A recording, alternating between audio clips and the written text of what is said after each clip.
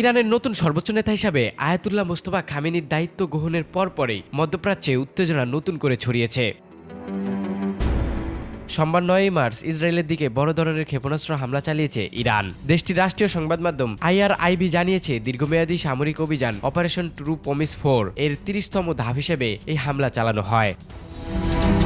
নতুন নেতৃত্বের অধীনে এটি ইসরায়েলের বিরুদ্ধে তেহরানের প্রথম সামরিক পদক্ষেপ। ইরানের বিপ্লবী গার্ড বাহিনী জানিয়েছে, তাদের ছোড়া ক্ষেপণাস্ত্রগুলো উত্তর ইসরায়েলে বিভিন্ন কৌশলগত স্থাপনা এবং মধ্যপ্রাচ্যে অবস্থিত মার্কিন সামরিক ঘাঁটিতে লক্ষ্য করে নিক্ষেপ করা হয়েছে। তবে ইসরায়েলি জরুরি পরিষেবা ও আন্তর্জাতিক সংবাদ সংস্থা AFP বলছে, ইসরায়েলের শক্তিশালী আকাশ প্রতিরক্ষা ব্যবস্থা বেশ কয়েকটি ক্ষেপণাস্ত্র ভূপাতিত করেছে। তবুও মধ্যাঞ্চলীয় শহর রিশান লেজিয়েনে একটি ক্ষেপণাস্ত্র ধ্বংসাবশেষ পরে এক নারী সামান্য আহত হওয়ার খবর পাওয়া গেছে।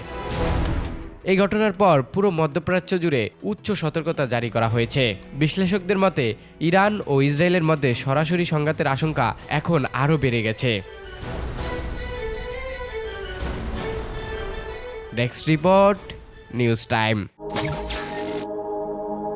নিউজ টাইমস, সত্যের প্রত্যয়ে আমরা।